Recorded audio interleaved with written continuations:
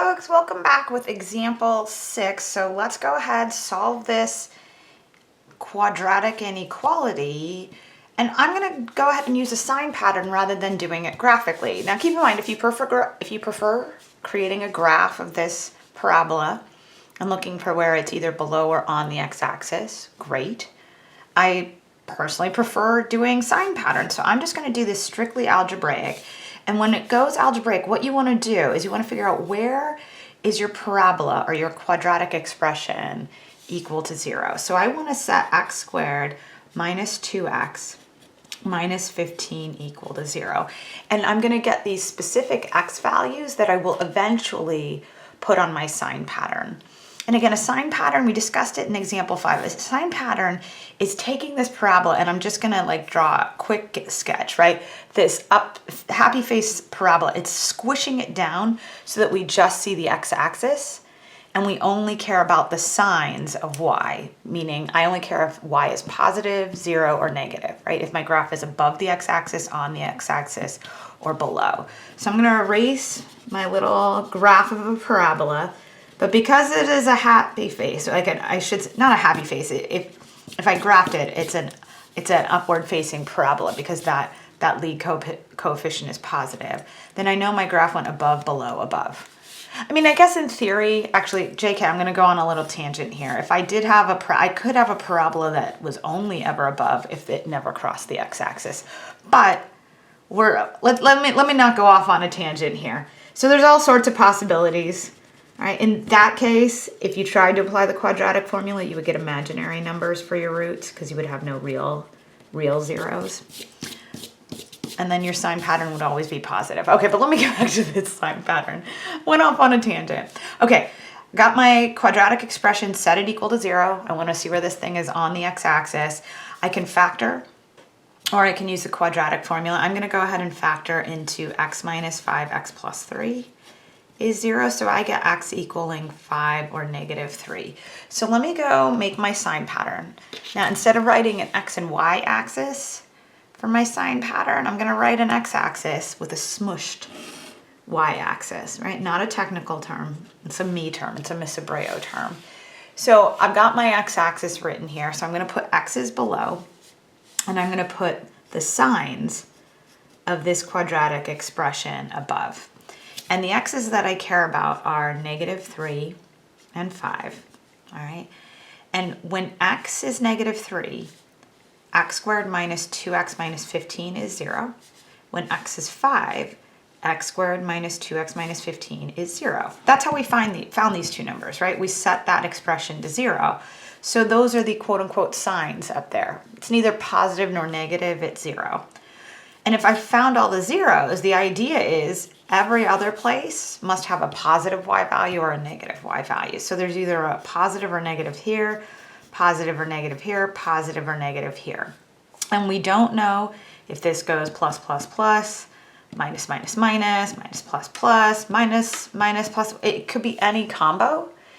It will ultimately come down to the exponents on these factors, but I'll talk about that a little bit later. Once you get your zeros, your x values laid out, one tactic to figure out if there's a plus or minus here, so on and so forth, is to use test points. So I'm going to use test points in the same way I did in example 5, and then I want to start to introduce a slightly faster way to do this, okay? So I'm going to pick something to the right of 5. I usually start over here on the right. This is one of those rare times I start right and I move left, but you can start anywhere. I typically start here. I'll pick something to the right of 5, like 6. And you want to plug it in to this quadratic expression and not keep track of its value so much as just, is it positive or negative? So I wouldn't care if it was like positive 7 or positive 8 or positive 9 or whatever it is. I would only care that it was positive. Or if this was negative, I wouldn't care that it was negative 10 or negative 22. I would only care that it was negative. So let's see. If we plug this in, we would get 6 squared, which is 36. Minus 2 times 6, so 6 squared. 36 minus 12 would give us 24. 24 minus 15. I don't care what the actual number is. I just care that it would give me a positive number. And personally, slightly faster way of doing that is taking this 6 and plugging it into the respective factors. So if I plugged 6 in for x, 6 minus 5 is 1. That is a positive number. 6 plus 3, 9. That is a positive number. Again, I don't care about the values, 1 and 9. I just care that they were both positive. And a positive times a positive is a positive. All right, and then I tend to erase my little test points to keep my sign pattern clean. All right. Then I pick an x value, right? Something down here, something between -3 and 5, like 0. All right. All right, 0 minus 5 would be negative. 0 plus 3 would be positive. A negative times a positive would actually be negative, right? So if x was 0, x squared minus 2x minus 15 is negative, so I put a negative there to represent its sign, right? And then, like I said, I like to keep my sign patterns clean, so I clear out my test points. And then I'll try -4. All right, -4 minus -5 is negative. -4 plus 3 is also negative. A negative times a negative is a positive. And I'm going to clean this up a little bit. Okay. Now, if I want to solve my inequality, I'm going to take a look at less than or equal to 0. So that means I want to collectively find where things are negative and where I see a 0. So wherever I see a negative symbol, that would incorporate the less than 0. Wherever I see the 0, that incorporates the equals to 0. So I can see a negative here and I see a couple of zeros. So I want to include all of this, and I actually want to include 5 and -3 respectively, because I want to include where this inequality is less than or equal to 0. So ultimately I'm going from -3 to 5, right, low to high, and I put brackets around each of those values because I want to include those values. And we could check this the way we had been. Let me clear out the previous example. So we have x squared minus 2x minus 15. Let me hit zoom 6. We should see zeros at -3 and 5, which I do. If I want to see where this graph is below the x-axis, you can see it's between an x value of -3 and 5. And that's represented on the sign pattern, right? Where my sign pattern from left to right went plus, minus, plus, you can see my graph go above the x-axis to below the x-axis to above the x-axis, right? You see at -3, there's a 0, and you can count -1, -2, -3, there's a 0, right? And then we can count in the other direction. 1, 2, 3, 4, 5 is also a 0. That's why I have a 0 over the specific number of 5. Okay, so with that, you're doing the test points.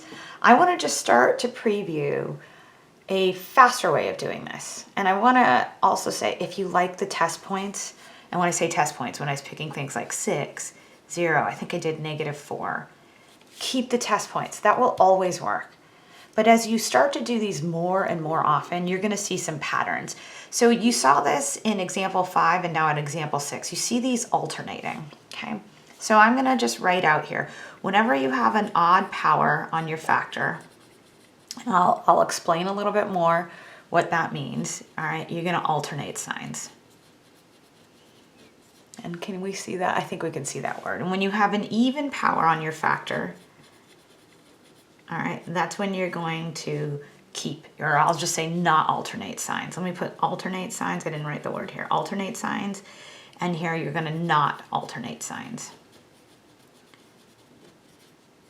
I tend to call it bouncing because your graph would bounce off the x-axis, but we'll get to that a little later on down the line. So when I say alternate signs, that means you change from positive to negative or negative to positive.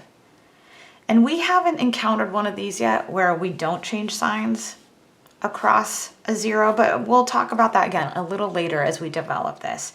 So where I'm going with this is the reason I always start on this rightmost point is because the other thing we take a look at is the lead coefficient.